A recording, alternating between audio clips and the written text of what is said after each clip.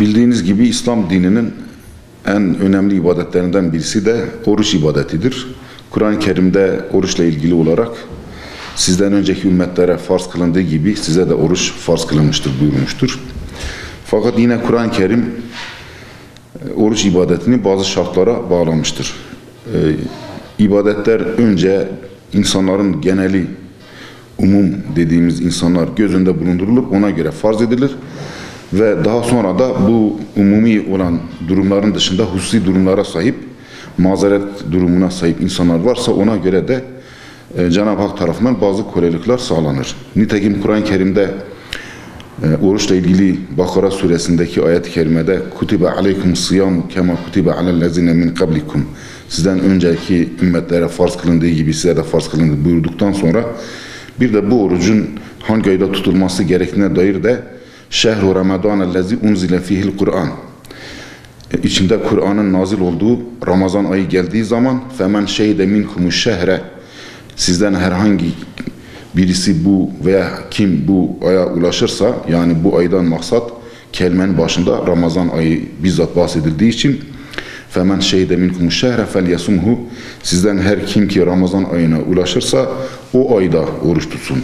Bu ayet-i kerimede de oruç tutma ibadetinin eda edileceği ay bizzat Kur'an tarafından açık ve net bir şekilde Ramazan ayı olarak tespit edilmiştir. Ve daha sonraki ayetlerde de فَمَنْ كَانَ مَرِيدًا اَوْ عَلَى سَفَرٍ فَعِدَّةٌ مِنْ اَيَّامٍ اُخَرٍ, eğer sizden herhangi birisi hasta olursa veya seferi durumda olursa o zaman bu orucu tutmaz, kazaya bırakır, başka günlerde o tutmadığı günler sayısınca kaza eder. Hatta devam eden ayetlerde de ve bu konuyla ilgili hadis-i şeriflerde daha sonra iyileşip, daha sonra hastalık devam ederse ve iyileşme ümidi kalmazsa bu durumda da fidye verileceğine dair hadis-i şerifler var. Dolayısıyla İslam dini ibadeti farz kılar, genel itibarıyla genel hükmü açıklar. Ancak bu hükmün kapsamında olup da bazı özel şartlar, mazeretler dolayısıyla bazı durumlar çıkarsa bu durumda da kolaylık getirilir. Bu kolaylığı da herkes kendi kafasına göre yapamaz. Bunun fıkıh usulü, tefsir usulü, hadis usulü dediğimiz ilimlerin de konusu olarak bizzat ya Cenab-ı Mevlamız tarafından ya da Peygamber Efendimiz tarafından bildirilmesi gerekiyor. Hazreti Peygamber'in hayatına baktığımızda da yine demin okuduğumuz ayetler çerçevesinde namaz, oruç, zekat, hac ve diğer ibadetlerde genel hükmün istisnai hükümleri olarak da bazı kolaylıklar sağlanmıştır. Medyada çıkan bazı iddialar ve talepler vardır. Bu taleplerde Ramazan ayının tehir edilmesi, ertelenmesi söylenmektedir ya da haccın hac ayları dışındaki vakitlerde yapılması istenmektedir. Bunlar dinen ve fıkhen caiz değildir. Bizim Allah-u Teala tarafından tespit edilmiş olan ibadet zamanlarını değiştirme yetkimiz yoktur. Eğer doktorlar bir insanın oruç tuttuğu takdirde hasta olacağını veya hasta ise hastalığının artacağını söylemişlerse bu doktorların da bunu söylerken yine Allah korkusu, takva, ihlas, samiyetle söylemesi lazım. Yani doktorların da namaza karşı, oruca karşı, hacca karşı bir antipatisinin olmaması lazım. Elini vicdana verecek, yapmış olduğu yemin çerçevesinde dürüstçe davranacak ve karşısındaki insanın durumunu gözden geçirecek. Onun inançlarını, dini hayatını değil. Dinimizde orucun farz kılınmasının hikmet ve illetlerinden birisi olarak sıhhat sebebi olduğu beyan edilmiştir. Mesela Peygamber Efendimiz sahura kalkınız çünkü sahura kalkmak insanlara sıhhat verir diyor. Yine oruç eskiden beri doktorlarımız da alimlerimiz de bize bildirdiler. Oruç 11 ay boyunca yiyerek, içerek yorulmuş olan bedeni, mideyi dinlendiren bir ibadettir. Dolayısıyla orucun sıhhatin önünde bir engel değil de sıhhate yardımcı bir unsur olduğunu biliyoruz. Nitekim batılı ülkelerde de oruç adı altında değil de bir ibadet olarak değil ama bazı hastalıkları tedavi etmek için hastalar belli saatlerde, belli vakitlerde aç bırakılır. ve bu şekilde onun bazı hastalıklardan muhafaza edilmesi sağlanıyor.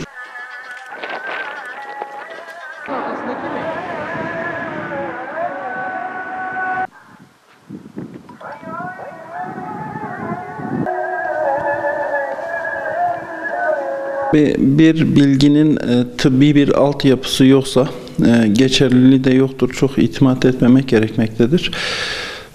Oruç bilindiği gibi insan bedeni üzerine çok ciddi anlamda pozitif etkileri olan bir ibadet.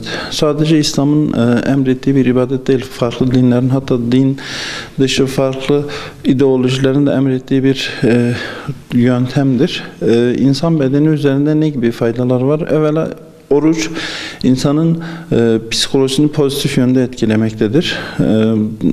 Ondan sonra özellikle aç kalındığı zamanlar 8. saatten sonra insan bedeninde karaciğer ve kaslardan glikoz yıkılmaya başlar. Glikoz depoları. Karbonhidratlar bittikten sonra vücuttaki yağ hücreleri, özellikle göbek çevresinde ve basenlerdeki yağlar yıkılmaya başlar ve yağlar erimeye başlar. Bu da insanın immün sistemi üzerine pozitif etki sağlamaktadır. Yani bağışıklık sistemimizi güçlendirmektedir. Tabii orucu uygun bir şekilde tutmak ne demek? Yani gece geç vakitte mutlaka kalkıp sahur yapmak, iftardan sahura kadar bol su tüketerek oruç ibadetinizi yaptığınız zaman oruç ibadeti kesinlikle vücudunuza ve sıhhatinize pozitif yönde etki etmektedir. Oruç bilindiği gibi 15. günden sonra insan vücudunda karaciğerde, böbrekte, ciltte detoks görevi yapmaktadır. Yani vücuttaki bütün toksinleri dışarı atmaktadır.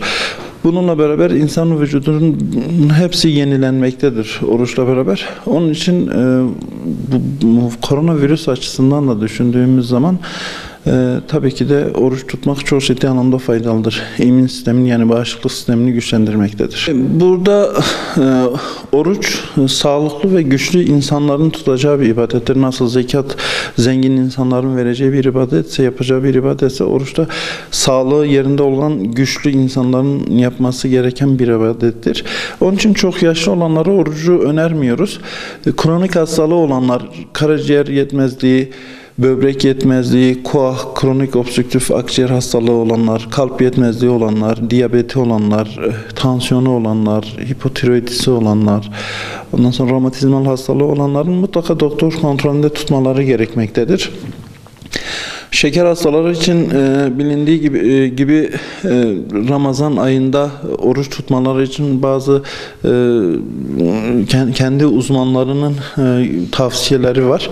Özellikle endokrin doktorları, dahiliye doktorları, aile hekimleri bu hastalığı takip ettikleri için şeker hastalarının mutlaka Ramazan'dan önce kan şekeri ve diğer kontrollerini yaptırarak risk gruplarını belirlemeleri gerekmektedir. Şeker hastaları çok yüksek riskli, orta ve az riskli hastalar olarak sınıflandırılmaktadırlar.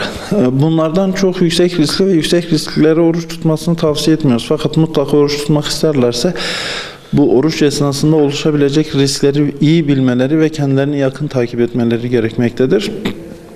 Orta ve düşük riskli hastalar da oruç tutmak isterlerse tutabilirler. Bilinenin aksine tıpta hastalık yoktur, hasta vardır. Mutlaka hasta bazlı değerlendirmek lazım. Onun için her hastanın mutlaka ilgili hekime gidip kendi durumunu, mevcut durumunu kontrol ettirerek kendi seviyesini belirleyip ona göre ibadetiyle ilgili kendi karar vermesi gerekmektedir. Bununla beraber özellikle şeker hastaları